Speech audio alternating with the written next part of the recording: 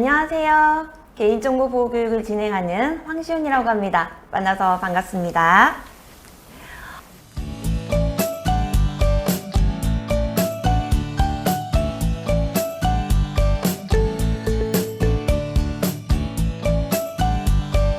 본 교육은 코로나19 방역 수칙을 철저히 준수하고 진행되고 있다는 점 미리 말씀드리면서 그래서 제가 마스크를 벗고 지금 강의를 진행하고자 합니다.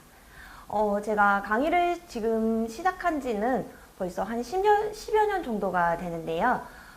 작년에 교육 방법이 확 바뀌었습니다. 작년부터 코로나19로 인해서 우리가 대면 교육이 많이 줄어들면서 오늘처럼 온라인 교육으로 많이 바뀌어서 진행되고 있는데요. 작년까지만 해도 이 온라인 교육이 저는 굉장히 낯설더라고요. 근데 지금은 온라인이 있어서 계속해서 강의를 할 수 있다는 사실이 참 감사하고 다행이다라는 생각이 드는데요. 자, 그러면 온라인 교육은 어떻게 가능한 걸까요? 인터넷이 접속되니까, 인터넷이 연결되니까 되는 거겠지라고 생각하실 수 있겠지만 사실은 인터넷이 아니라 인터넷이라는 이 사이버 공간과 지금 여기 제가 있는 이 현실 공간을 서로 이어주는 매개체가 있습니다. 그게 바로 개인정보인데요. 자, 이 개인정보 덕분에 우리는 서로 만나지 않아도 교육이 진행이 가능하고요. 마트에 직접 가지 않아도 물품을 구매할 수 있는 것이죠. 자, 이렇게 개인정보가 어떻게 이용되는가에 따라서 우리의 삶은 더욱더 편리해질 수도 있고요. 아니면 개인정보 유출과 같은 범죄에 악용될 수도 있습니다. 그래서 개인정보의 보호가 무엇보다도 중요한 시점인데요. 지금부터 우리 사장님들께서, 여러분들께서 사업을 경영하시는데 개인정보를 어떤 식으로 처리해야 되는지 자세히 알아보도록 하겠습니다. 자, 일단 개인정보라고 하면요. 살아있는 개인에 관한 모든 정보를 지칭하는데요. 그래서 저는 그냥 쉽게 상대방이 살아있다. 그럼 그 사람의 머리에서 발끝까지 다 개인정보이다 라고 말씀을 드립니다. 사람들은 흔히 이름이나 연락처, 주민등록번호 정도만 개인정보가 아닐까라고 생각을 하시는데 그 외에 아주 다양한 개인정보들이 있어요. 한 사람의 키나 몸무게, 음성, 지문, 홍채, 혹은 인터넷 접속한 검색 기록, 구매 기록, 이 사람이 흡연자인지 아니면 술을 먹는지, 이 사람의 학력은 어떻게 되고, 혹은 이 사람의 소득이나 카드 번호, 계좌 번호, 그 외에 모바일 메신저나 SNS, 아이디, 위치 정보까지 모든 것을 총망라해서 다 개인정보이다 라고 얘기를 하고 있는데요. 자, 이러한 개인정보는 주민등록번호나 운전면허번호, 외국인 등록번호, 여권번호처럼 번호만 바로 주어졌을 때 이 사람이 누구인지 바로 알아볼 수 있는 고유식별 번호가 있습니다. 단 이 번호에는 회사에서 부여하고 있는 사번이나 학생증에 부여된 학번은 고유식별 번호라고 인정하지 않고요. 이 네 가지 경우를 고유식별 번호라고 얘기를 하고 있습니다. 자, 그리고 다른 정보와 쉽게 결합해서, 즉 두 가지 이상의 개인정보가 결합을 해서 한 사람을 알아볼 수 있게 만드는 경우도 있는데요. 자, 예를 들어서 제가 사용하는 아이디가 미녀라고 해봤을 때, 자, 이 미녀라는 아이디가 주어졌을 때 이 미녀가 황시훈을 얘기하는 건지 김태희를 얘기하는 건지는 모르겠죠. 자, 그런데 이 미녀라는 아이디에 제 계좌번호까지 주어진다면 이 두 번호가 정보가 결합이 돼서 이건 황시훈이네 라고 알아볼 수 있게끔 결합되는 경우들도 있습니다. 자, 그러면 휴대번호 11자리가 아니라 뒤에 4자리 번호만 주어졌을 때 이 번호는 개인정보라고 얘기를 할까요? 자, 흔히 우리가 010-1234-5678 이렇게 11자리를 사용을 할 텐데요. 뒷번호 1234번만 주어졌을 때 과연 그 번호가 한 사람을 알아볼 수 있게끔 만들까? 자, 우리 법은 이 뒷자리 4자리 숫자도 개인정보라고 얘기를 하고 있습니다.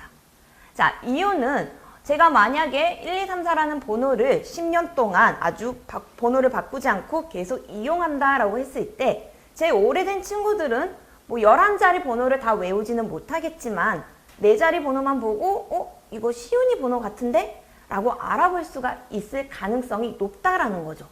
자, 혹은 이 번호 4자리와 다른 정보, 뭐 계좌번호나 뭐 아이디나 이런 번호들이 결합했을 때 한 사람을 알아볼 수 있기 때문에 4자리만 주어졌다라고 해도 이것은 개인정보라고 인정하고 있습니다. 자, 그러면 여러 명이 함께 찍은 단체 사진이 있겠죠. 자, 이런 여러 명이 함께 나온 사진의 초상은 누구의 개인정보로 인정하고 있을까요?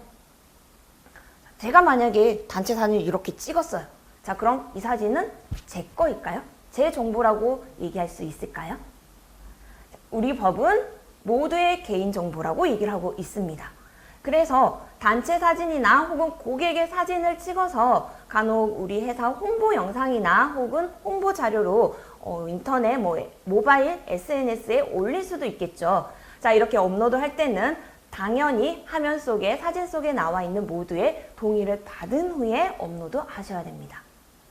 자, 이렇게 개인정보를 올바르게 이용하지 않는다면 스미싱이나 보이스피싱 혹은 대포폰, 대포통장과 같이 범죄에 악용이 돼서 개인에게는 금전적인 손실까지 일으킬 수가 있고요. 기업의 입장에서는 더 이상 고객은 이 기업을 신뢰할 수가 없겠죠. 그래서 위험한 사항에 처해질 수 있기 때문에 반드시 개인정보를 올바르게 이용하고 처리하셔야 되는데요.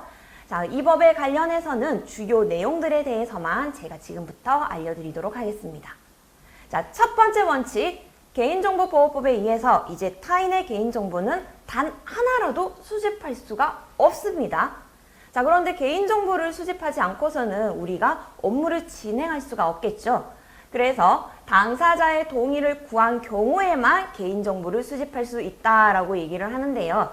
자, 당사자의 동의를 구하거나 혹은 기타 법령에 개인정보를 어떻게 처리할 수 있는지 나타나 있는 경우도 있습니다.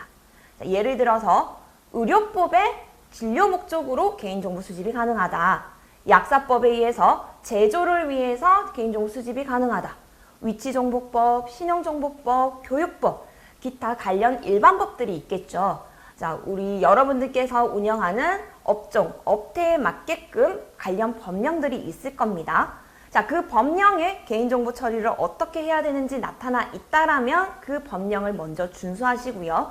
그 어떠한 내용도 나와 있지 않다라면 개인정보보호법의 법령을 준수하시면 되는데 그 첫 번째 원칙은 반드시 당사자의 동의를 구한 다음에 수집할 수 있다라는 겁니다.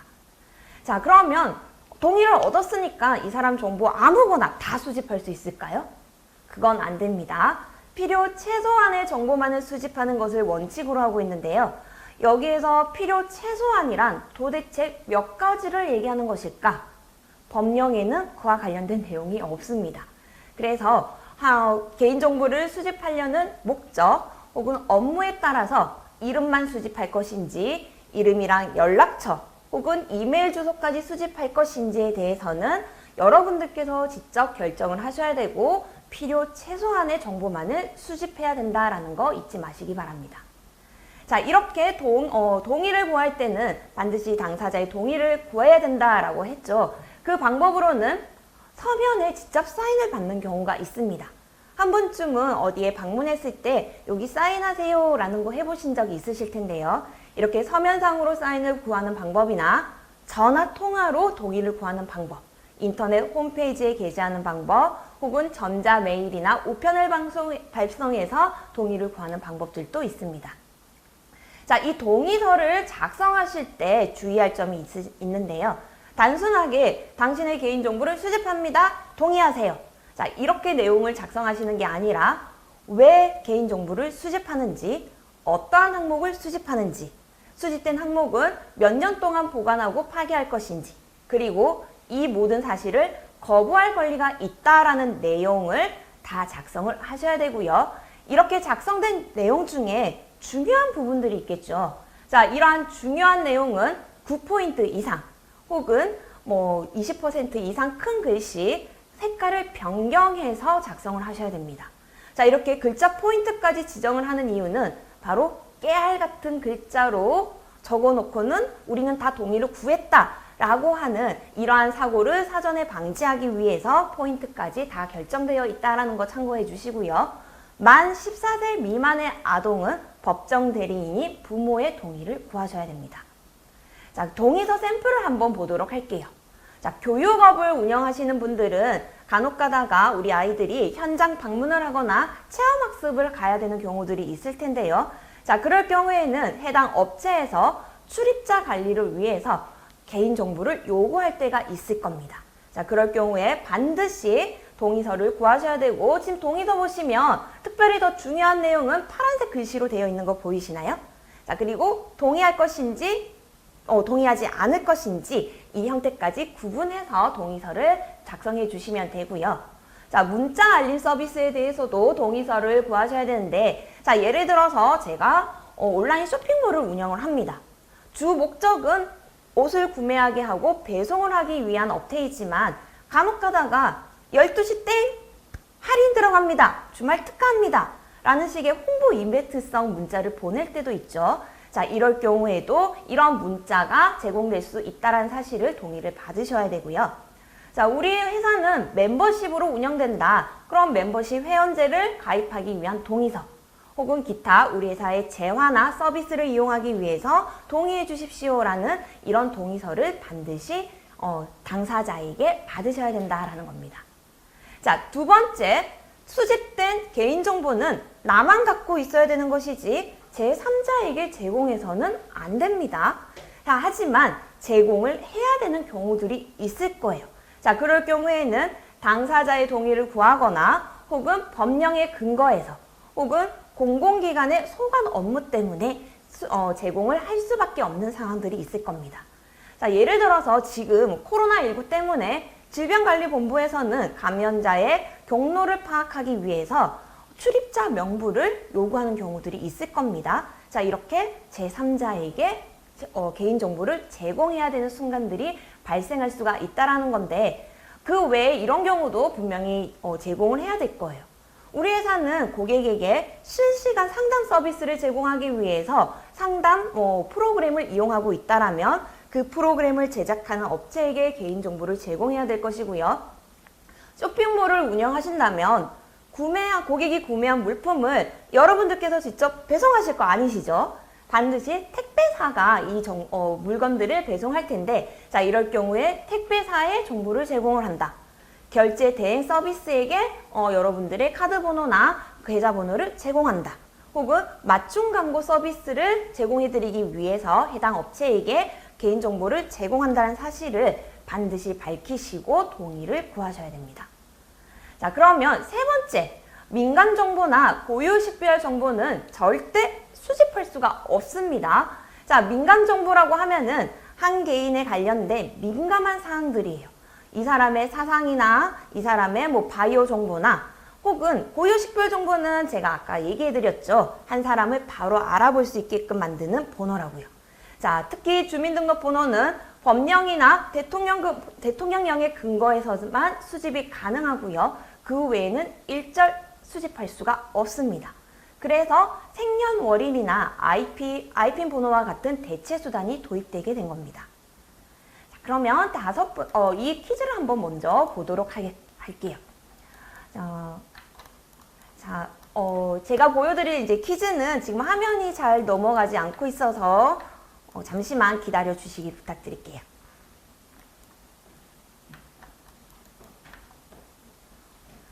죄송합니다. 화면이 지금 넘어가지가 않았는데, 이제 넘어갔습니다. 네, 잠시 지체가 돼서 너무 죄송합니다. 자, 우리 사장님들께서 채용 지원서에 우리 채용할 직원의 주민등록번호를 기재하도록 요구할 수 있을까요? 자, 이 경우에는 절대 요구할 수 없습니다. 채용의 지원 단계에서는 주민등록번호를 요구할 수가 없고요. 해당 직원을 이제 고용하겠다 딱 확정하고 난 후에는 이제 법령에 근거해서 우리 직원들을 고용보험이나 의료보험에 가입시켜야 되죠. 그럴 경우에는 주민등록번호를 수집할 수 있어요. 하지만 공고문이나 이력서 상에서는 절대 요구할 수 없다라는 거 기억을 해주시고요.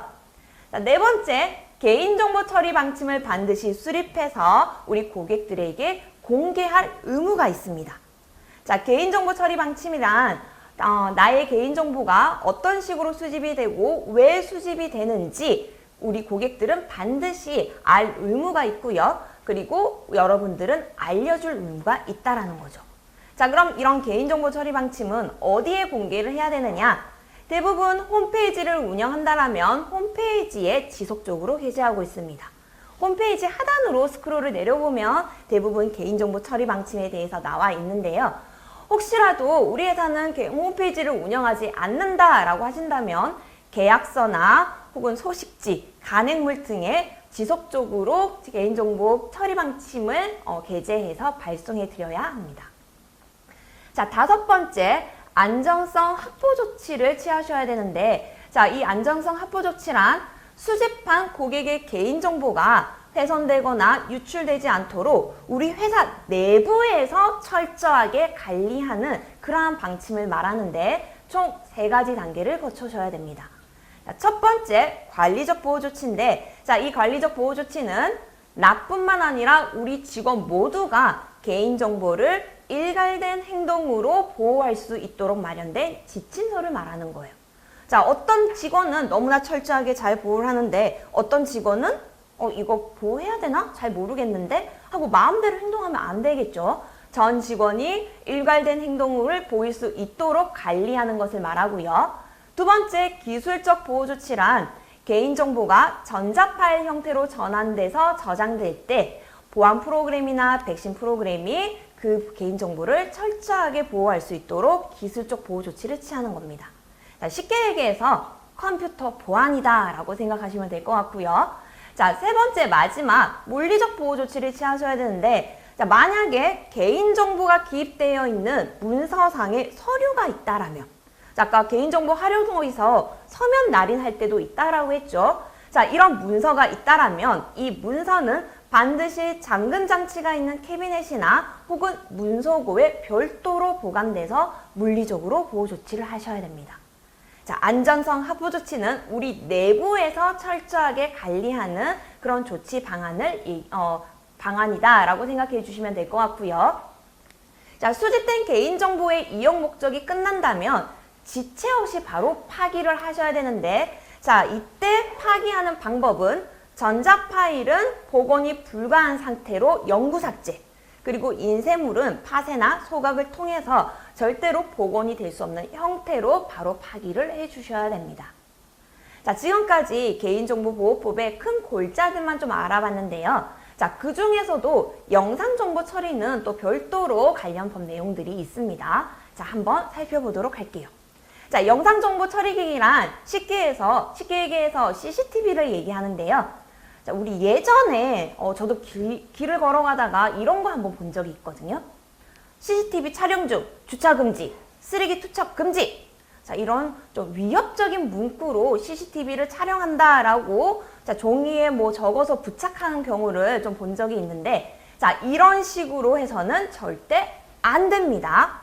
자, 이유는 개인정보보호법상 영상정보 처리기기는 공개된 장소에 아무나 설치해서 운영할 수가 없어요.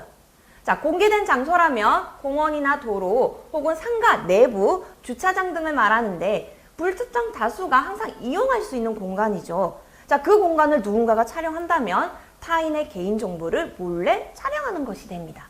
그래서 원칙적으로는 금지하고 있으나 법령에서 허용하고 있거나 뭐 범죄 수사 예방 혹은 시설의 관리를 위해서 교통단속을 위해서 CCTV가 예외적으로 허용되고 있습니다. 자, 그러면 설치를 하게 됐다라면 반드시 이 2가지를 기억하셔야 되는데요. 설치를 해서 촬영하고자 하는 장소가 있겠죠. 그 장소의 범위를 임의적으로 바꿔서 조작을 하거나 녹음을 하는 것은 절대 금지입니다. 자, 그리고 CCTV가 촬영되고 있다라는 사실을 반드시 안내판이나 안내문을 통해서 게시를 해야 되는데, 이 안내판의 크기나 포인트 글자들은 고객이 봤을 때 여기 지금 촬영하고 있구나 라고 바로 알아볼 수 있는 위치에 왜 우리가 이거를 설치했는지, 그리고 어느 부위를 촬영하고 있는지, 몇 시간 촬영을 하는지, 그리고 CCTV 담당자가 누구인지를 반드시 기재해서 부착을 하셔야 됩니다. 자, 그러면 이럴 경우가 있을 거예요. 자, 이런 고객들 만나면 여러분들도 굉장히 힘드실 텐데요. 악성 민원 고객이죠.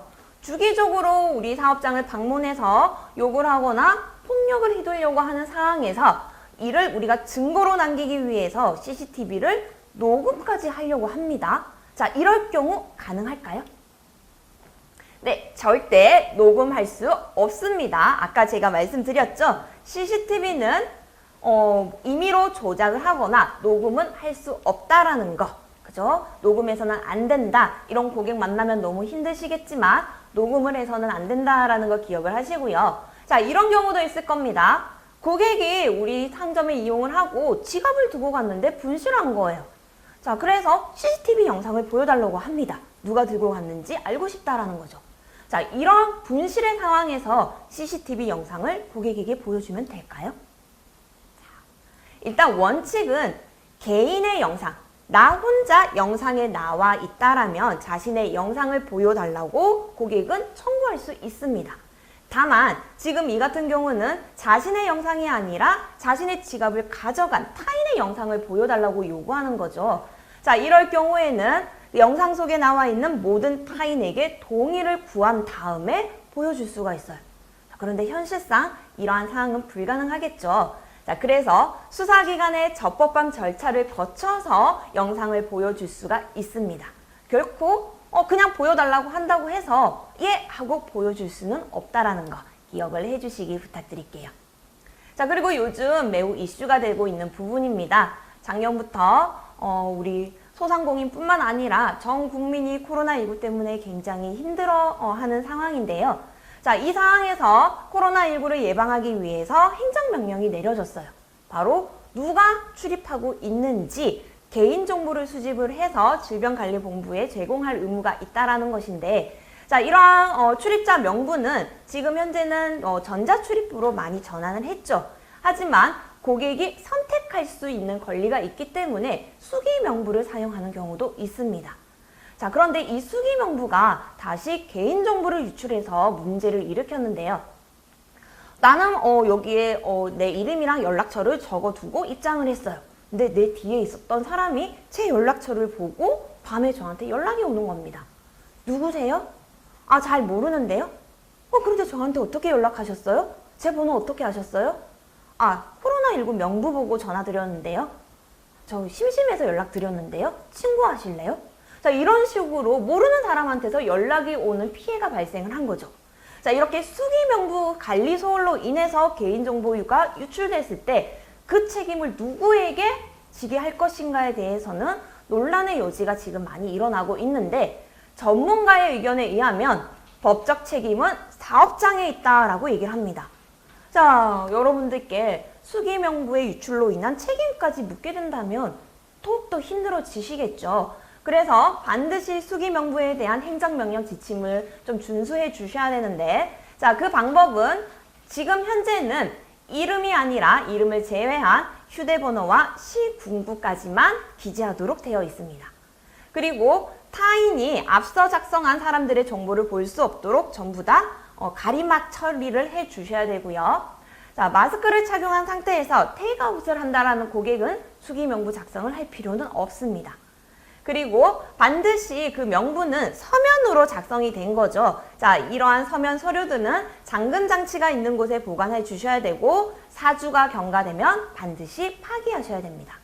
자, 그리고 경우에 따라서 역학조사를 위해서 제3자에게 제공할 수 있다는 사실을 알려드려야 되는데, 자, 중요한 점입니다. 개인정보를 수집하는 것이죠. 자, 수집을 할 때는 제일 처음에 제가 말씀드렸습니다. 당사자의 동의를 구해야 된다. 그래서 현장에는 명단뿐만 아니라 개인정보 수집 이용 동의서까지 함께 비치돼서 고객에게 보여드려야 돼요. 자, 동의서와 명부가 함께 비치되어 있어야 된다. 이 점을 꼭 기억을 해주시기 바랍니다. 자, 오늘 짧은 시간 동안 주요 쟁점들만 제가 좀 알려드렸는데, 더 자세한 내용을 알고 싶다라면은 개인정보 포털 사이트를 이용하셔도 되고, 혹은 지금 바로 질문을 올려주셔도 됩니다. 자, 어떤 질문을 해주시는지 제가 잠깐 확인해 볼까요? 네. 자, 질문이 지금 혹시 개인정보 동의서는 얼마나 보관해야 될까? 자, 개인정보 동의서는 일단 보호법에서는 업무에 따라서 보관 연수를 결정해야 돼요. 그래서 법령에 10년입니다, 5년입니다 라고 명시되어 있진 않고요. 우리 업무를 원활하게 수행하기 위해서는 뭐 1년 보관합니다, 3년 보관합니다 라고 자체적으로 결정하시고 그 연수를 준수해 주시면 됩니다. 자, 개인정보보호법 어기면 벌금이 어떻게 되나요? 예. 자, 어떤 사항을 어겼냐에 따라서 달라지겠지만 뭐 1,000만 원의 과태료, 3,000만 원 이하의 과태료가 부과되고 있다라고 명시되어 있습니다. 우리 어떤 분께서 감사합니다라고 인사를 올려주셨는데 제 강의가 도움이 되셨기를 바라보고요. 아침부터 좀 어려운 내용이죠. 법 내용이라서 어려웠겠지만 그래도 우리 여러분들께서 그 어떠한 피해를 받지 않도록 고객의 개인정보를 철저하게 보호하셔서 원활한 업무 진행하시고 사업 번창하시길 바라겠습니다. 함께 해주셔서 감사합니다.